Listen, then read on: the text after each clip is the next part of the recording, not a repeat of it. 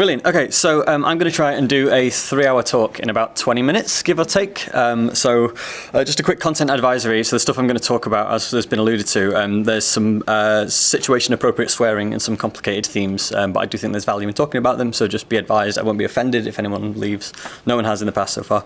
So my name is Dan Hett, and it's really nice to be here in lovely sunny Dundee. I am a digital artist and game developer from the capital of England, which is Manchester, of course. I work across screen and mobile and projector and a million other things. There's no real visual consistency to many of my work, which I used to really worry about, and now I'm quite happy with. Being a master of none suits me just fine. I guess the core element that draws everything together is that I tend to work quite boldly and unconventionally with increasingly simple tools. Whatever they end up being.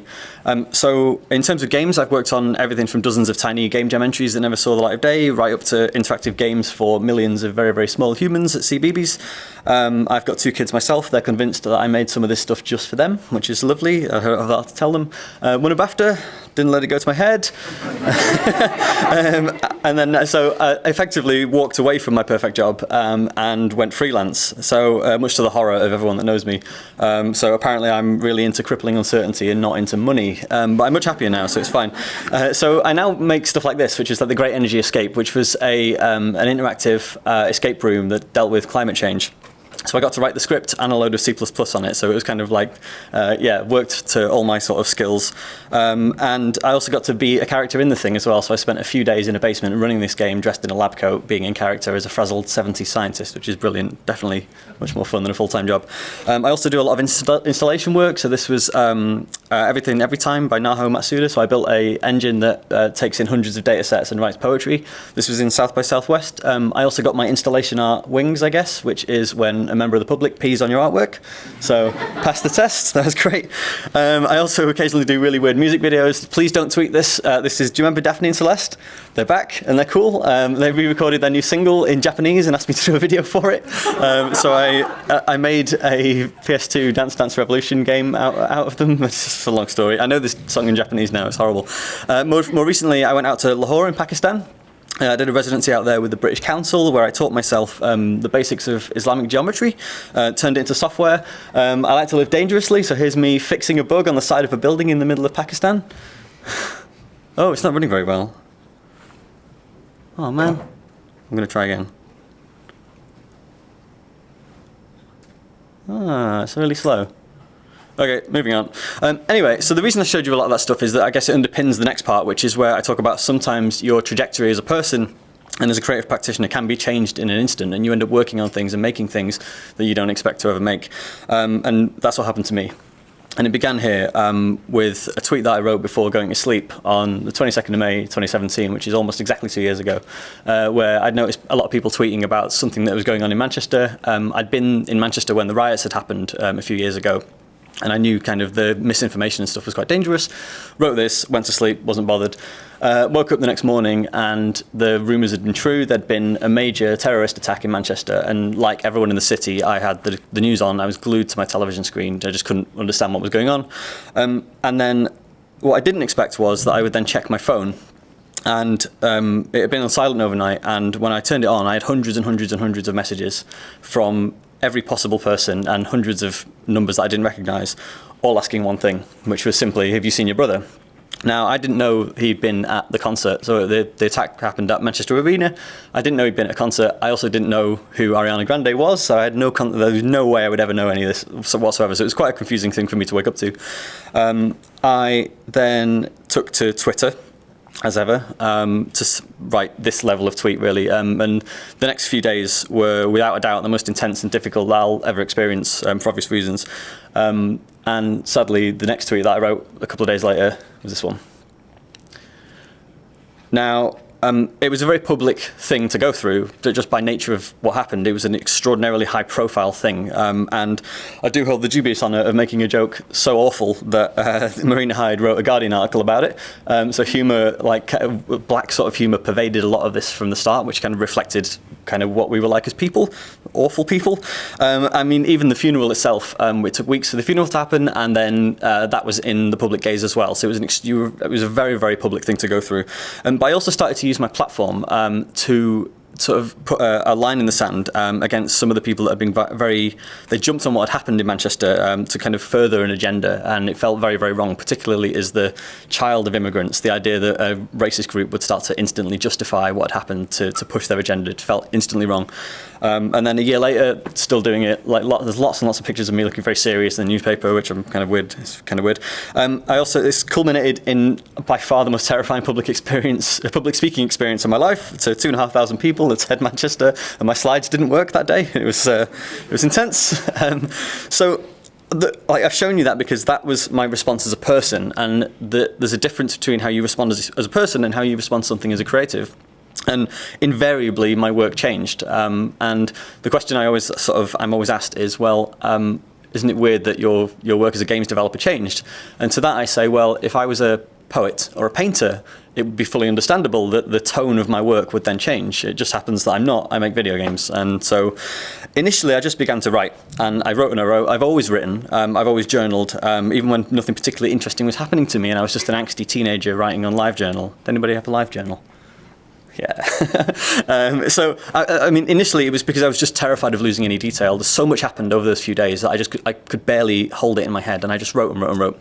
And this ended up turning into a Twine game, weirdly. And part of this, the intention wasn't even to put it out. The intention was just to write it down, because a lot of the stuff that I was thinking about was the stuff that the decisions I didn't make, the stuff that I did and didn't do. You sort of churn back over it endlessly. Ultimately, it did turn into a full Twine game, and this was just a perfect way for me to write stuff down. The game was called See You Later, and again, the name was taken verbatim from one of the throwaway final messages that I got from him. You kind of never know when a message that you're going to send to someone will suddenly take on more meaning, really. There are no identifiable details in it whatsoever. You move through that first few days. If you know me, you'll understand it's my story. If you don't know me, you will still get a meaningful experience out of it. I'm the only person on the planet who knows the actual route through it that reflects my reality, but it's kind of not about that. It's about the decisions I didn't make. So a little while afterwards, I was commissioned by Now Play This, for which I created the Lost levels, which took the form of a custom-built arcade cab that kind of does the same thing in terms of storytelling. This was almost a direct response to people who suggested that the Twine game wasn't a game, and those people are my least favourite people ever, who continuously pontificate about whether it is and isn't a game. Just get in the sea, it doesn't matter. So broadly, the game retells the experience through a series of really, really rapid micro games that are seconds each. The whole thing is over in about 4 minutes. You can't win or lose. And the format of the cab was designed explicitly to challenge expectations of what you expect when you walk up to an arcade cab. You're shooting lasers or whatever. Suddenly you're given quite an intense experience. So it was slightly reactionary. As you can probably tell if you know what you're looking at, the whole thing was built in Pico 8. I am perfectly capable of writing big, complicated things, but to be honest, for rapid, expressive work, I don't want to trip over my tools whatsoever. I much prefer small tools that do one thing very, very well and let me get an idea from head to page without worrying about the details. Feedback is good. This game looks like it belongs on the Atari when it first came out. In this day and age of technology, there is no excuse to make a game with such primitive graphics. Thanks, pal. I kind of want to get that tattooed at some point, to be honest. So the cab's been all over the place. It was also included in Sheffield Dockfest's alternate realities lineup, which was great because it was around lots of really big budget kind of VR storytelling experiences, and then suddenly this like ghetto homemade little expression of emotion was just sat nestled in the corner of this thing. It's been all over the place. It's been to Buenos Aires and Macedonia and Seattle, and I've not been to any of those places, so my work is much better travelled than me. I've also become accustomed to explaining myself on the telly a lot, which is really weird. This is effectively my job title. He'd be very happy about the fact that I'm like, I should get... Yeah, so at this point I need new business cards. It's ridiculous. It's like, and I get a lot of, are you Martin Hett's brother? And it's kind of like, well, I'm other stuff as well, but I guess. More feedback, so I'm sorry for his loss, but this looks more like an art/statement piece and not a game at all. Nothing you do affects the outcome, and per the author, it isn't fun. Sounds fantastic. It's like, astutely observed. Thank you very much. I also use short-form video games to explore more specific elements of the experience, so it became increasingly less about telling the story again and more about saying, well, I went through this unique experience that I wanted to get out to people, and one of which was this really aggressive journalist kind of intrusion that became part of my reality within about an hour of me waking up that morning. So this was pushed under my door within about an hour or two, long before we'd find out. He was just missing at this point. We had no idea. And this journalist had found my house. I still don't know how, and I never saw him, which is good for him. So I made a game called Sorry to Bother You, and the video... Oh, this video's all right. Oh, no, it sucks. Great. So So annoying. So sorry to bother you. Basically, tasks the player. It's much smoother in real life. You'll have to play it. It's free on itch. All my stuff is free. And it puts the player into the role of me. Those are indeed my hands. I had a few people say, why did you draw that stupid shit on the hands? They are my hands. The game tasks players. It's a really, really short game again. It tasks players with sifting through incoming messages of condolence, like hundreds and hundreds of them. And what you have to do is weed out the thinly veiled journalist requests, the ones that are actually asking you interview questions. And the kicker with this thing is, as some of you could probably guess, every word in this game is real and was taken verbatim from the messages that I received. So there are a few hundred in the game, but there were thousands as a data set. What was interesting was that non-games entities started to pick up on this. So the Hacked Off campaign that Hugh Grant started when he became a victim of the phone hacking scandal picked up this game. I had to take the tattoos off for them, which is kind of a bit upsetting, really. So they wanted to use a version of the game to tell this story to their audience, and their audience is not explicitly a games audience, but they recognise the power of a 3 or 4 minute gameplay experience being a really, really good way to get something out into people, which I'm really happy about. Particularly is that it shows me that games can be used for people who are not expecting to play a video game, much less a meaningful video game, and get something out of it in not a lot of time. So that was cool. So the next stage is Closed Hands, and this is a much, much bigger undertaking. So big, in fact, that I've had to form a micro studio in Manchester, Passenger. So it's coming out hopefully 2020-ish. It's a sprawling piece of interactive fiction, and although it has obviously emerged from my experiences, the game is a work of fiction. So it pulls the camera right back and it looks at the intertwined human stories during a fictional terror attack that is never actually depicted in the game. This is much more about the lead up and the event rather than the lead up and the aftermath rather than the event itself. It's delivered through a combination of traditional interactive fiction, so lots of text and typography, but also includes things like mocked-up interfaces, messages, IM conversations, lots of branching narrative. And the idea is that you do have a central narrative, but there's many tendrils of the story become more apparent as you play through it.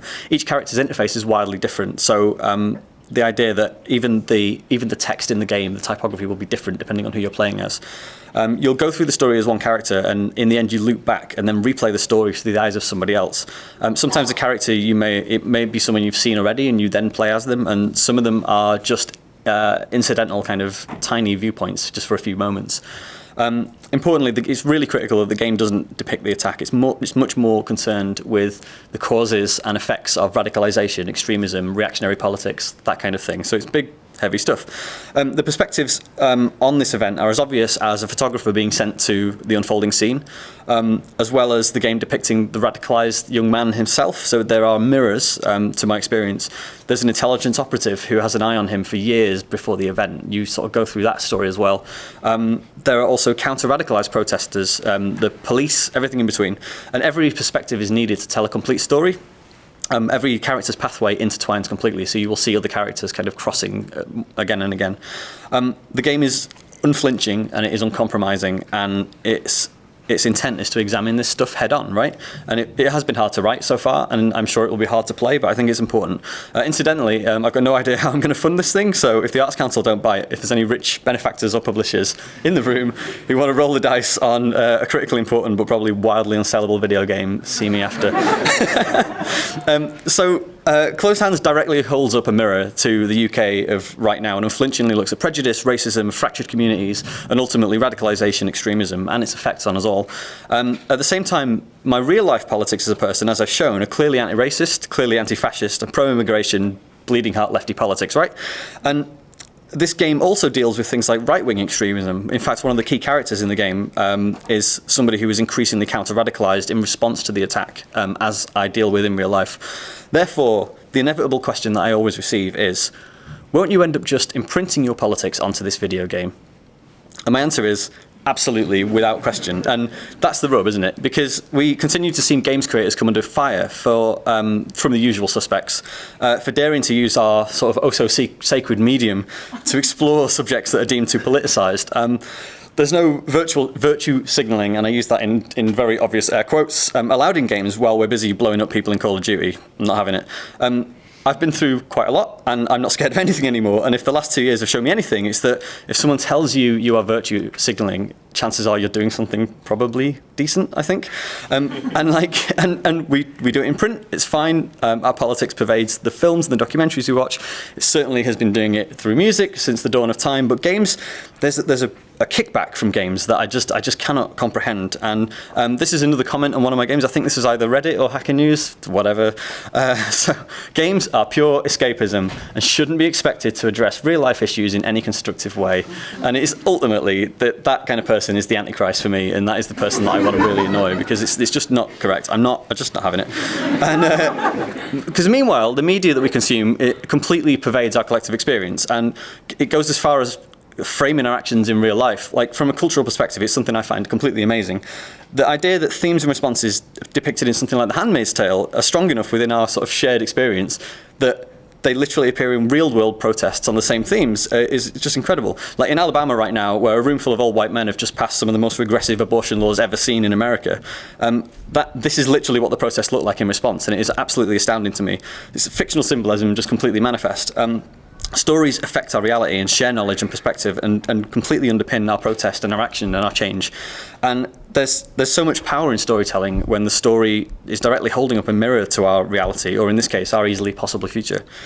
Some of the most enriching experiences I've been through as a consumer and player of games have been the ones that are most unflinching in their examinations of difficult subject matter. So games like Bury Me, My Love, which documents the journey of a refugee through real-time communication through a smartphone, completely stopped me in my tracks, not just because of the storytelling and the quality of the experience, but because it's depicting something that is completely the reality for so many people, and it's showing me and not telling me, which is a bit of a cliche, but it's completely true.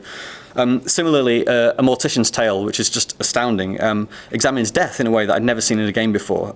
I've murdered millions of people in games over the last 20 years, but I've only buried about a dozen of them, and they were all in this game, and they're the ones that stay with me, right?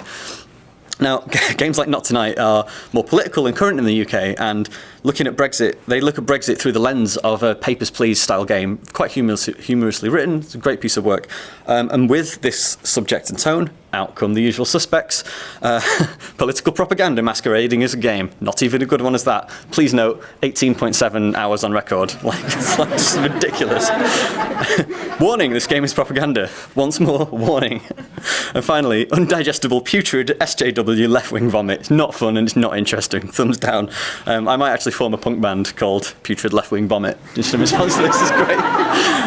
The bottom line is, and I believe this to be completely true, we need to be completely unafraid to make these games, and like the usual suspects will bang the drum the loudest, but we need to disregard them completely and continue to make stories that reflect our realities. There need to be challenging and difficult and politicized video games. We can't be afraid to make these things. If we were filmmakers or doing anything else, we would be unhesitatingly doing this stuff. But with games, it feels like we're in the minority when we make politicized games that are potentially kicking safe white males or whatever else. It's something that needs to exist. These games should absolutely reflect our reality, because as we've seen, like, disseminating knowledge and perspective is such an important thing, and it should be happening in games, and it is, but not enough. And honestly, games are for everybody, and if some of our games loop in our myriad beliefs and politics and make people uncomfortable, especially gatekeepers, then that area is potentially not a safe space for the gatekeepers, and I'm really, really happy with that. I truly believe that there's room for everything in this medium. I'm not saying that every single game should be a hyper-politicized, super emotional art house piece. That's fine, but I do think that there is room for more, and we can be doing more in the space. That being said, while games should be safe for almost everyone, if it means that whining gatekeepers and alt-right crybabies and fascists and whoever else feel unwelcome, then good. We're busy rebuilding this medium for the better. Don't let the door hit you on the way out. We're busy. Thank you.